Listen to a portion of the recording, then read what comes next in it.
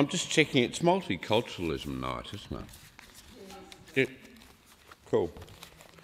I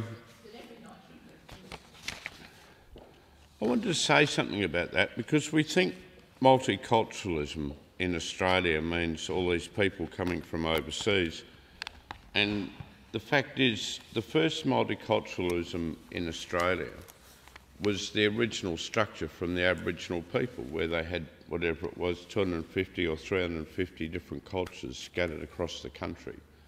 And we tend to think of them as Aboriginal when it was actually that many different nations. And when the fellas were doing their dance, or the young fellow was doing his dance, and he started off and he's going like this, and I thought, hey, he's going to do the yoits dance, the emu dance, you know. And he got down on his haunches and he's hopping around like this. I thought, oh, yonga, kangaroo, you know. I thought, oh, well, we're getting closer to multiculturalism. So, and of course, being a silver-haired gentleman or whatever I am these days, I can remember back to the times in this country when the only food you could buy was, you know, steak and chips, or steak and vegetables, and standard English food. And I remember reading a book once where we were lucky we had farms. And I remember reading this book, and the guy was trying to insult a woman, and he said to her, "You cook like an English woman," you know. And before we had this diversity of food in Australia, it was probably a little bland. And so now we're a more diverse country, and you get to walk down the streets, but not in the courts, and see people in their burqas, and I think it's just wonderful to see the reflection of different cultures. There's a negative side to this, of course, and the same as with, what do they call it, globalisation. And globalisation's brought some amazing things. We can sit with a phone and text somebody or email somebody on the other side of the planet, and you can probably get the phone to translate your text if it's going to a different nationality, and all this sort of stuff.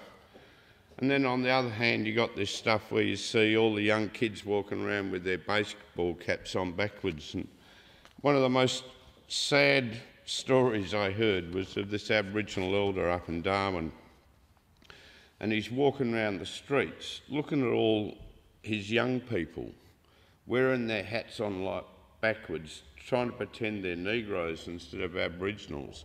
And he wouldn't say anything, he would just walk up to them and turn their hats around the right way.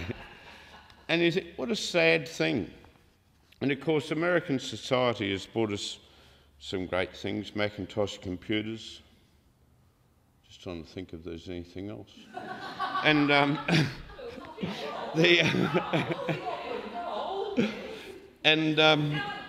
unfortunately, globalisation tends to mean westernisation or Americanisation. I did this poem I'm going to read you at a poetry slam once, and Carla Hart was there, and when I wrote this poem, "We Love You, America," it actually had slightly different words than "We Love You," but sort of colloquial Australian words that probably come quite easily to mind. And the Noongar word for the sexual act is mun. So I performed it as "Mun You America." But I'll read you the polite version. There's no Noongars here to laugh about it tonight, so I'll read you the polite version, which is "We Love You, America." Before I do that, it was published on an American website, and I had to write an explanation of the poem. There's a short one and a long one. You're quite lucky, I'll read you the short one. The focus on material, the poet John McBain writes, that's how they published it. The focus on materialism in national and international decisions has come at a huge cost to the earth and many of its people. And it's ironic that the terrorists used aeroplanes to destroy the towers, as aeroplanes and their fuel source have impacted adversely on the planet and the towers were recognised as icons of global materialism. Let us hope that the circles of revenge and hate, which are largely based on misunderstanding, can be broken and replaced by compassion and understanding across the globe. And I guess that's the real meaning of multiculturalism for all of us on this shared planet. So here we go. We love you, America. We love you, America. When you're going to understand, the world ain't going to work the way your company's got planned. We love you, America. Nukes ain't welcome in this land. Maralinga was bad enough. When you're going to effing understand. We love you, America. Your dollar ain't worth a dime. Oil ain't oils, and shit on TV wrecks the mind. We love you, America. You bought us with all your powers. You took all of our wealth and lost those 2 big towers. We love you, America. We love Pine Gap too. We love you, America. We love your people too.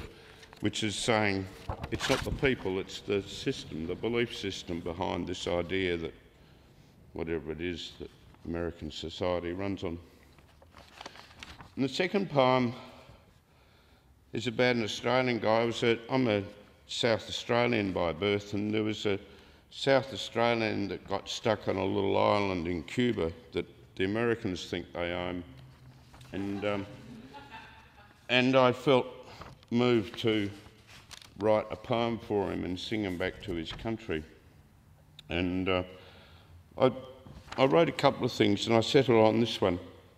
And it came with an explanation too. And Cooee was the first word, or was a word first used by Aboriginals as a means of bush communication, imitating the call of the cooee bird or coel, and calling out to someone who's lost in the bush, right? Lost in the bush. Luckily, the bush is lost and David's back here. So this one is Cooee David. Cooee, cooee, cooee. Can you hear our voices calling? We have not forgotten yours. Our son, you are part of us. One of us, our Australians. Can they hear you? Cooee, cooee, cooee. We hear you, where you belong. We are calling you home, above all those other sounds. Can you hear our voices calling? Cooee, cooee, cooee. My voice went a bit funny there, thank you.